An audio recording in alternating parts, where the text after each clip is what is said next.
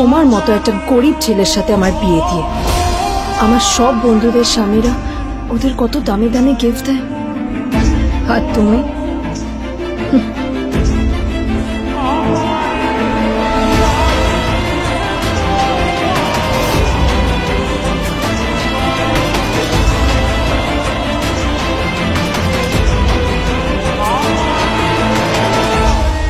আদ্রিতা তার বাবার কথায় নীলকে বিয়ে তো করেছিল, কিন্তু ও শর্ত দিয়েছিল যেন বাড়ির বাইরের কেউ না জানতে পারে যে নীল ওর স্বামী।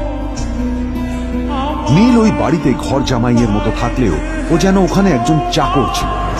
সবাই ওকে অপমান করত।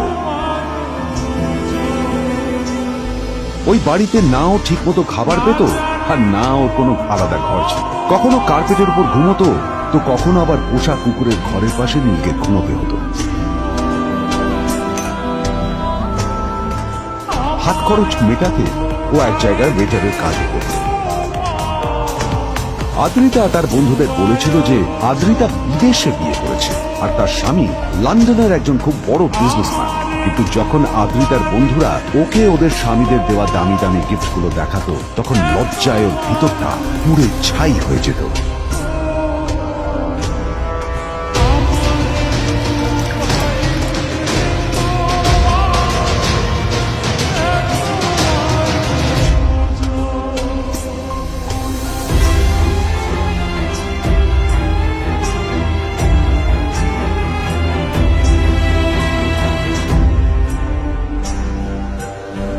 এই যে শোনো, নিউ ইয়ারে আমার একটা গিফট চাই তোমার থেকে।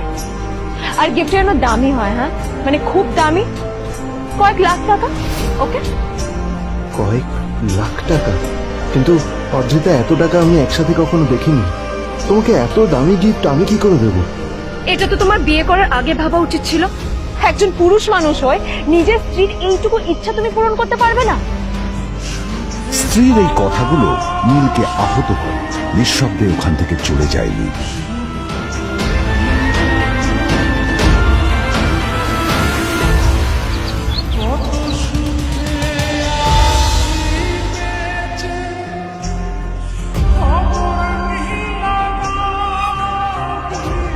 দুদিন পর নিউ ইয়ার পার্টির আগে নীল আদ্রিতার কাছে এসে একটা গিফট ব্যাগ দেয়।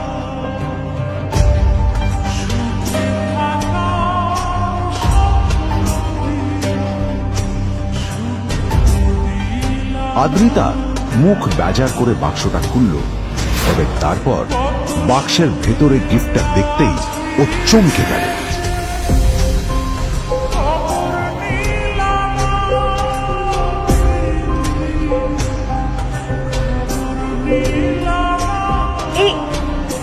এই ফোনটা মানে এটা তো একটা স্পেশাল এডিশন। এটার দাম তো 3 কোটি টাকা। তুমি এটা পেলে কোথা থেকে? আসলে এটা অরিজিনাল নয়। আমি ওই ফোনটারই একটা কপি এনেছি।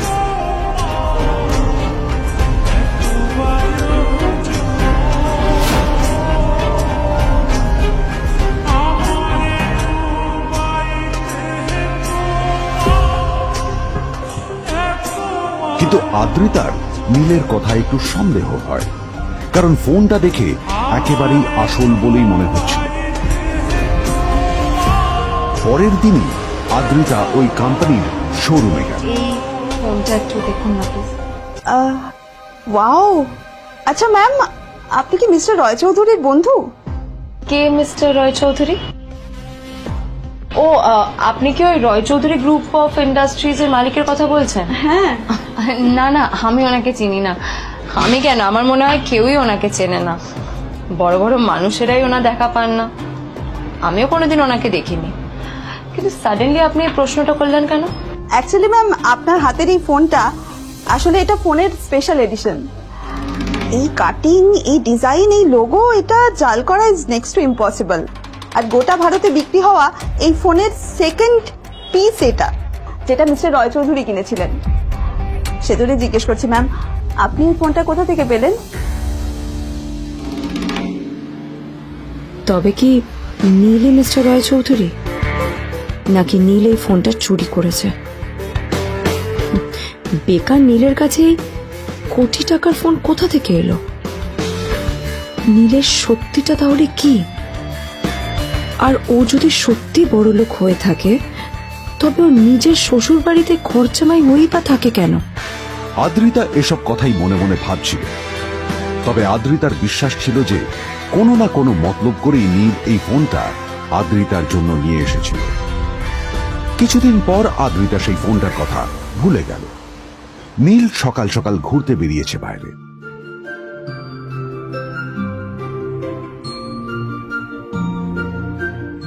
কটা বাজে রে?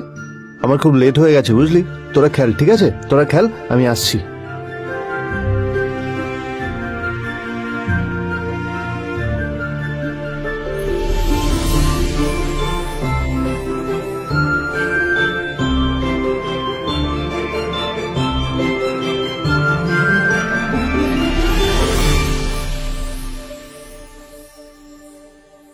নীল, জল পড়ছে না কেন দেখো না। নীল, নীল, নী- নীল কোথায় গেল? নীল,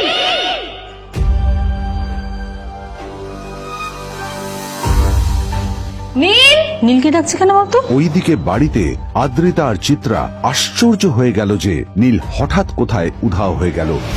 মা তোমাকে কিছু বলে গেছে নীল? হ্যাঁ, কোথায় গেছে ও? না, আমি ওর কোনো খোঁজ খবর রাখি না। আমার একটা কথা মনে হচ্ছে, ওকে না এবার একটু শীতে করতে হবে। একটা কাজে যদি আসতো ছেলেটা, যখনই কোনো কাজের কথা বলি ভ্যানিশ হয়ে যায়। আমি ওকে বলেছিলাম R&B গোল্ডেন ডায়মন্ড থেকে আমার সেটটা নিয়ে আসতে, আনেনি? আনেনি। আজকেও ভালো করে অফিসে নিয়ে যাবো, ভ্যানিশ হয়ে গেল। কোথায় গেল কে জানে। আমার ভাগ্যেই জুটেছে এরকম একটা ছেলে। দিদি, তুমি তুমি কেন বিয়েটা দিয়েছিলে আমাকে? এটা আবার কি বলছিস? আমার কি দোষ? দেখ, ওই অসভ্য ছেলেটার সাথে বিয়ে দিতে চাইনি। যা করেছে তোর বাবা করতে, এটা আমার কোনো দোষ। তখনই হঠাৎ নীল সেখানে এসে উপস্থিত হলো, কিন্তু ও দুজনকে উপেক্ষা করে ভিতরে চলে যাওয়াই শ্রেয় মনে ও, করল। এই যে লাট সাহেব ফিরলেন রাজকার্য করে। এদিকে এসো, তোমার ফাঁকিবাজির আলোচনাই এখানে চলছে। মা এসো। প্লিজ থাক, মা থাক, ভাল লাগছে না। এমনিতেই অফিসের জন্য আমার লেট হয়ে যাচ্ছে, আর বিজন আমার ওয়েটও করছে। বিজনের নাম শুনে নীলের মুখটা ফ্যাকাশে হয়ে গেল।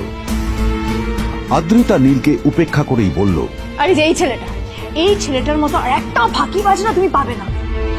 তুমি কেন দাঁড়িয়ে আছো? এই যে শোনো শোনো শোনো শোনো, দাঁড়িয়ে আছো কেন? তোমাকে আমি বলেছিলাম R&B গোল্ড ডায়মন্ড থেকে আমার সেটটা তুলেছো, তোলোনি তো। এইটা চাই না আমার। তুমি আমার সাথে অফিসে যাবে, ফেরার পথে তুমি সেটটা নিয়ে আসবে। তোমার জন্য সবসময় লেট হয়ে অফিসে, তোমার জন্য বিরক্ত লাগে। আর ব্যাগটা নিয়ে ওর পেছন পেছন কোথায় যাচ্ছ? যা দিয়ে ওখানে রেখে এসো। নীল চিত্রার সাথে মাঝে মাঝে ঝগড়া করলেও তার স্ত্রী আদ্রিতার সাথে ও কখনো ঝগড়া করত না। সত্য সব অপদার্থ।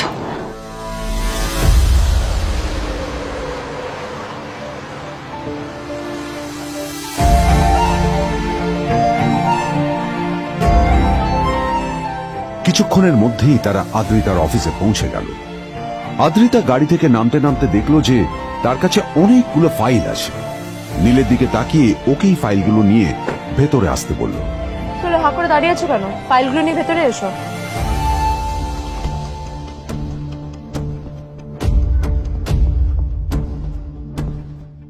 আদ্রিতা যখন ওর ক্যাবিনে পৌঁছলো, তখন দেখলো সেখানে আগে থেকেই ওর বন্ধু এবং বিজনেস পার্টনার বিজন বসে ওর জন্য অপেক্ষা করছে।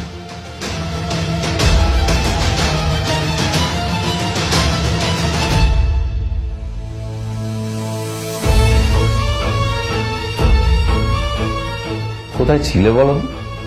আমি 1 ঘন্টা ধরে তোমার জন্য এখানে ওয়েট করছি। এই লোকটার কি কোনো কাজকর্ম নেই?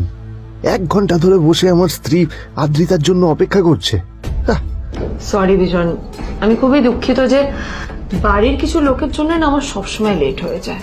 আদ্রিতার কথা শোনার পর বিজনের 1 ঘন্টা অপেক্ষা করার অভিযোগ 1 মুহূর্তের মধ্যে মিলিয়ে গিয়েছিল। কি হলো?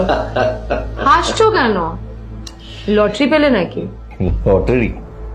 হ্যাঁ, তুমি আসা মানে আমার কাছে লটারির থেকেও বেশি দাম। তবে তার থেকে কিঞ্চিত কম দামি একটা গিফট আমি তোমার জন্য এনেছি।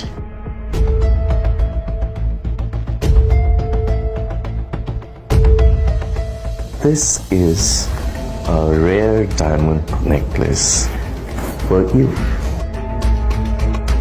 এটা আমার জন্য সত্যি?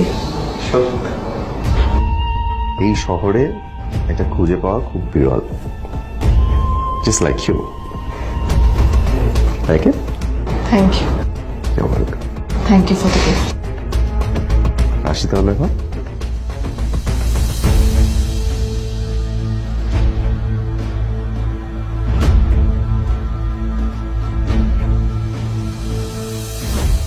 আদ্রিতা, আমি আজ পর্যন্ত তোমাকে কোনো রকম উপদেশ দিইনি, কিন্তু আজ আমি তোমাকে বলতে বাধ্য হচ্ছি।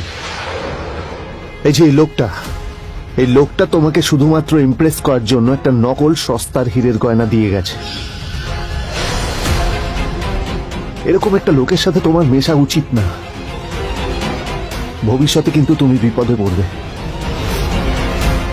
আদ্রিতা, আমি তোমাকে কথা দিচ্ছি, আমি তোমার জন্য আসল রেয়ার একটা হীরের গয়না এনে দেবো, এর চেয়েও দামি, এর চেয়ে অনেক অনেক বেশি দামি। তার জন্য আমাকে যাই করতে হোক না কেন, আমি তোমাকে একদিন ঠিক এনে দেবো, ঠিক এনে দেবো তোমাকে। তাদের বিয়ে হয়েছে 2.5 বছর। এর মধ্যে প্রথমবার তার মনে হলো নীল তার জন্য লড়াই করছে। নীলের এই রূপটা দেখে আদ্রিতা চমকে গেল। আজ প্রথমবারের মতো আদ্রিতার মনে প্রশ্ন এলো, নীলকে নিজের থেকে দূরে সরিয়ে রেখে আমি কি কোনো ভুল করছি? না না, এটা আমি কি ভাবছি? বিজন আমার বিজনেস পার্টনার, ও আমাদের মেইন ইনভেস্টর। নীলের এই অ্যাকশনের কারণে বিজন আমার কোম্পানি থেকে ব্যাক আউট করে গেলে কি হবে? না না না না না, নীলের জন্য আমি আমার এত বছরের পরিশ্রমকে জলে দিতে পারি না। আমার নীলকে নয়, আমার বিজনকে প্রয়োজন। এইসব ভাবতে ভাবতে আদ্রিতার নীলের ওপর রাগ হতে শুরু করে। আদ্রিতার রাগ তখন চরমে উঠে যায়। আজ প্রথমবার নীল আদ্রিতার সাথে খারাপ ব্যবহার করেছে। How dare you! তোমার এত বড় সাহস! হ্যাঁ, তোমাকে কে অধিকার দেয় বলো তো যে তুমি আমারই অফিসে দাঁড়িয়ে আমাকেই এতগুলো উল্টোপাল্টা কথা তুমি শোনালে? তোমাকে এখানে আনাই আমার ভুল হয়েছে, সবচেয়ে বড় ভুল হয়েছে।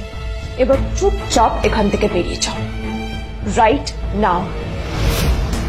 Gate out! নীল আদ্রিতার এই কথার কোনো উত্তর দিল না। নীল জানতো যে ও যতই কথা বাড়াবে আদ্রিতা ততই বেশি রেগে যাবে। আদ্রিতা যেন তেন ভাবে নিজের রাগ চেপে ব্যাপারটা ওখানেই শেষ করার চেষ্টা করলো, কিন্তু ও তো জানতো না যে ব্যাপারটা তখন সবে শুরু হয়েছে। কি হলো, শুনতে পাচ্ছিস না? কালা নাকি? আমারই সামনে দাঁড়িয়ে আমার কেনা গিফট নিয়ে তুই মজা করলি? কত বড় সাহস রে তোর! নিজেকে তো বিক্রি করে দিলে ওরকম একটা ডায়মন্ড নেকলেস তুই কিনতে পারবি। তোর এই গরিবের পারফিউম, সস্তা শার্ট, পায়ে একটা ফাটা চপ্পল নিয়ে নিজেকে বড় হিরো মনে করছিস? তোর নিজের কত দাম সেটা তোর নিজের জানা উচিত। Zero, big zero. সারা খরচা মাই চল।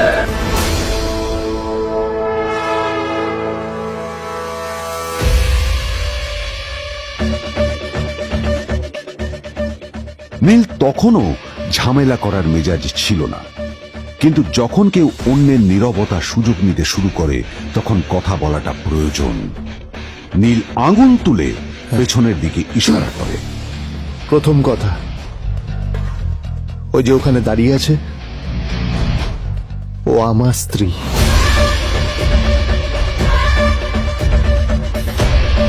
তাই আমার স্ত্রীকে তোমার নেকলেস দেওয়ার কোনো অধিকার নেই। ওকে যদি নেকলেস দিতে হয় তাহলে আমি দেব। তাই এসব ফ্রডগিরি বন্ধ করো। আর দ্বিতীয় কথা, যার পকেটে পয়সা নেই ঝনঝন আওয়াজ করা তার মানায় না।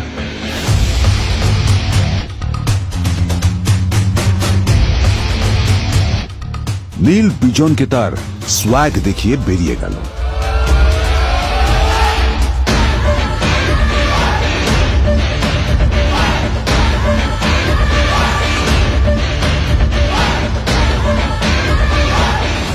আদ্রিতার রাগে গজগজ করছিল।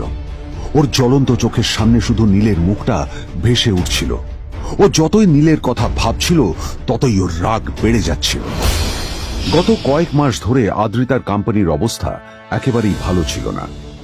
আদ্রিতা তা সামলানোর আপ্রাণ চেষ্টা করছিল। কি যে করবেও সেইটাই বুঝে উঠতে পারছিল না।